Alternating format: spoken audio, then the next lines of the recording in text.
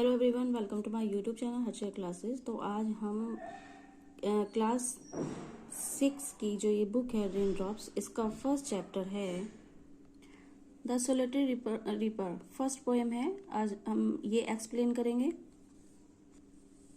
ये जो पोएम है ये एक अकेली लड़की के बारे में है।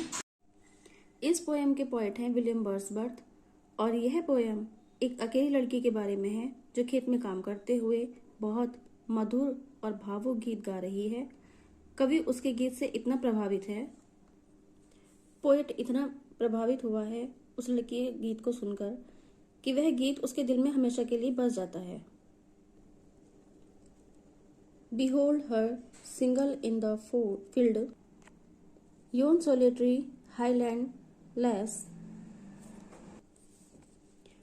reaping and singing by herself, stop here or gently pass। इसमें behold का मीनिंग है देखना। कवि इसमें पोएट कह रहे हैं देखो वह लड़की खेत में अकेली है।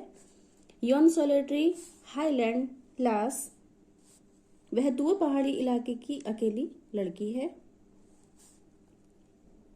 Reaping and singing by herself, वह अकेले फसल काटते हुए गा रही है।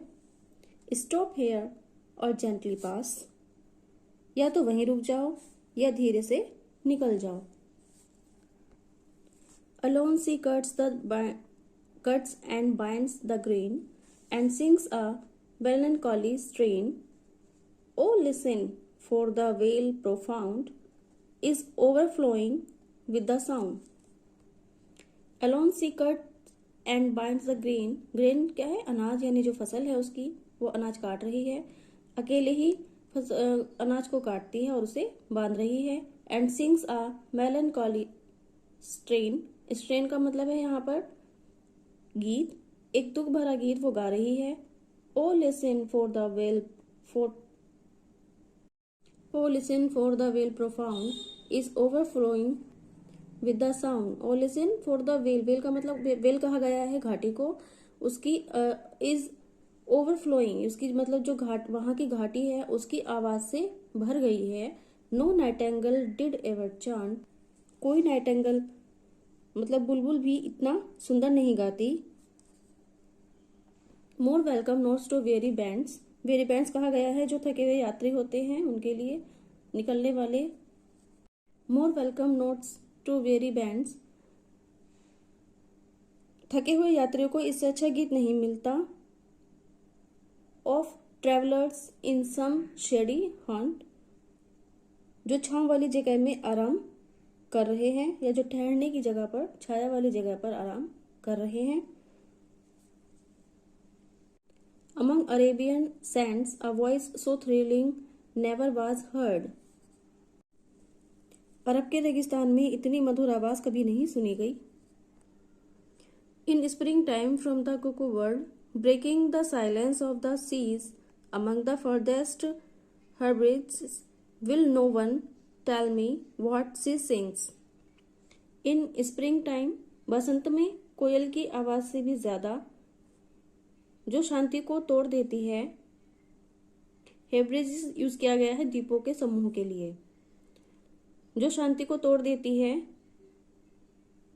Will no one tell me what she sings, क्या कोई बताएगा कि वह क्या गा रही है। Perhaps the plaintive numbers for old unhappy far off things, perhaps शायद वह दुख भरा गीत गा रही है। यहाँ प्लेंटिव जो वर्ड यूज किया गया है उसका अर्थ है दुख भरा, नंबर्स गीत के लिए। For old unhappy for off things, पुरानी दुखद घटनाओं के बारे में। और is it some more humble lay, यह कोई साधारण गीत है। फैमिलियर मैटर ऑफ टुडे, जो आज की सामान्य बातों पर है। फैमिलियर सामान्य। सम नेचुरल सोरो लॉस और pain that has been and may be again, शायद यह दुख, हानि या दर्द का गीत है। That has been and may be again, जो पहले भी हुआ है और फिर हो सकता है। What are the theme the maiden sang. Theme कहा गया है विषय के बारे में। विषय चाहे जो भी हो, और मैडन मीन्स मैडम, मैडन का अर्थ है लड़की। विषय चाहे जो भी हो, लड़की गा रही है। I saw her singing at her work. मैंने उसे काम करते हुए गाते देखा। And over the sickle bending I listen motionless and still, and as I mounted up the hill the music in my heart I bore long after it was heard no more. वह and over the sickle, sickle का means है हसिया, मतलब जिससे वो फसल काट रही थी। वह हसिया के ऊपर झुककर काम कर रही थी। आई listen motionless and still. Motionless बिना हिले डुले शांत खड़े होकर मैंने वो सुना। मैं चुपचाप खड़ा होकर सुनता रहा। The music in my heart I bore. जब मैं पहाड़ी पर चढ़ा।